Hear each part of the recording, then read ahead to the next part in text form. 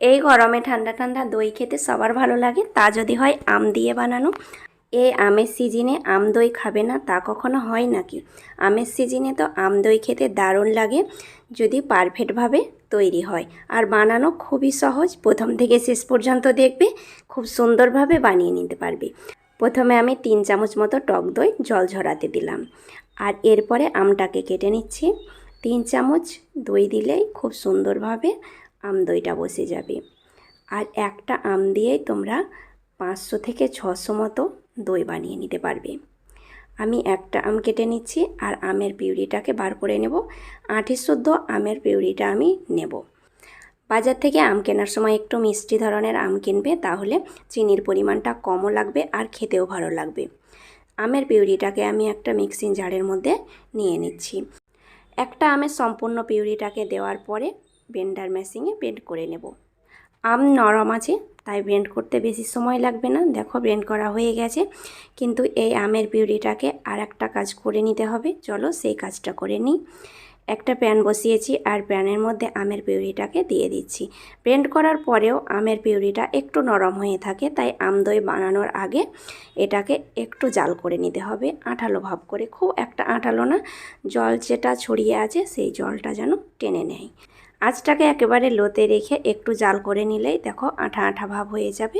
সেই সময় পিউরিটাকে নামিয়ে ঠান্ডা হতে দেব।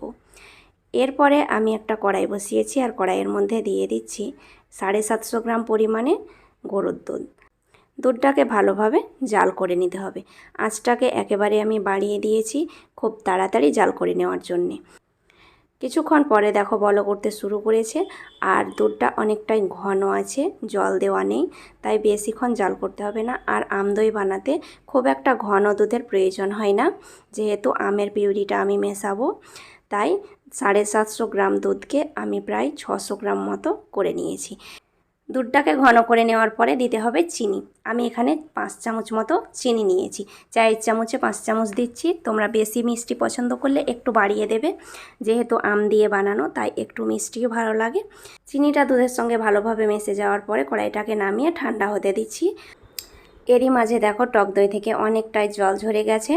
আর টক দইটা ফ্রিজে থাকলে 2-3 ঘন্টা আগে বার করে রাখবে আর টক দই থেকে জলটাকে ঝরিয়ে নেবে, তা না হলে দইটা ঠিকঠাক বসবে না। 2-1 মিনিট টক দইটাকে হ্যান্ড উইক্সের সাহায্যে ফেটে নেব। এইভাবে একটু ফেটে নিতে হবে টক দইটাকে। তারপরে আমের পিউরিটা মেশাতে হবে। আমি এখানে যে আমের পিউরিটা রেখেছি সেটা 2 চামচ পরিমাণে দিচ্ছি, এটাও দিচ্ছি চায়ের চামচে মেপে। 2 চামচ পিউরি দিয়ে খুব সুন্দরভাবে টক দইটা বানিয়ে নিতে পারবে, বেশি পিউরির প্রয়োজন নেই।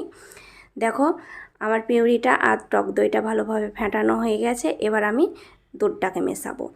এইভাবে আঙুল দিয়ে দেখবে যে হালকা কুসুম গরম আছে, সেই সময়তে তোমরা টক দইয়ের সঙ্গে দুধটাকে মিশিয়ে নেবে। আর দুধটা মিশিয়ে নেওয়ার পরে আম দই ভালোভাবে যেন দুধের সঙ্গে মিশে যায়। ভালোভাবে হ্যান্ড উইক্সের সাহায্যে আমি মিশিয়ে নিচ্ছি। আর লক্ষ্য রাখবে যেন দুধটা পুরোপুরিভাবে ঠান্ডা না হয়ে যায়, তাই একটু ঝটপট কাজটা শুরু করবে। সব কিছু মেশানো হয়ে গেছে আর ওপরটা দেখো ফেনা ফেনা হয়ে গেছে। এবার আমি দুধের কনসিস্টেন্সিটা দেখাচ্ছি। 3 ভাগ দুধকে 2 ভাগ করে নেবে জাল করে। এই রকম ঘনত্বে বানিয়ে নেবে, বেশি ঘন করে দেবে না, তাহলে আবার দইটা পুরোপুরিভাবে বসবে না। যেটা এবার আমি দিলাম 2-4 ফোঁটা ফুড কালার। আর এই ফুড কালারটা আমের কালার বলে দিচ্ছি, তোমরা না পছন্দ করলে বাদ দিয়ে দেবে, কিন্তু স্বাদটা একই রকম থাকবে। ফুড কালারটা মিশিয়ে নেওয়ার পরে এবার আমি মাটির পাত্রে দইগুলো বসাতে দিচ্ছি। তোমরা যে কোনো পাত্রে দইগুলো বসাতে দিতে পারো, স্ট্যান্ডের, কাঁচের, ফাইবারের, যে কোনো বাটির মধ্যে তোমরা দইগুলো বসাতে দিতে পারো। আমি 3টি মাটির পাত্র নিয়েছি আর মাটির পাত্রের মধ্যে দেখো এইভাবে আমি ঢাকনা দিয়ে দিচ্ছি। একটু করে ঢাকনা দিলে হাওয়া বাতাসটা ভিতরে বেশি যাবে না। এরপরে কাঁচের ঢাকনা দিয়েছি আর কাঁচের ঢাকনার ছিদ্রটাকেও বন্ধ করে দিয়েছি। তারপরে ওপরে একটু মোটা টাওয়াল দিয়ে ঢেকে দিলাম। এরপরে বাড়ির সবথেকে গরম জায়গার মধ্যে রেখে দেবে। আমি এটা কিচেনের মধ্যে রেখে দেব ওভারনাইট। 12 ঘন্টা পর সকালবেলায় এবার দেখে নেব দইটা কেমন বসেছে। আর 12 ঘন্টার মধ্যে খুব সুন্দরভাবে বসে যাবে। তোমরা 8 ঘন্টাতেও চেক করে নিতে পারো বসেছে কি না। দেখো খুব সুন্দরভাবে দইটা বসে গেছে। আর আমি একটু কাছ থেকেই দেখাচ্ছি।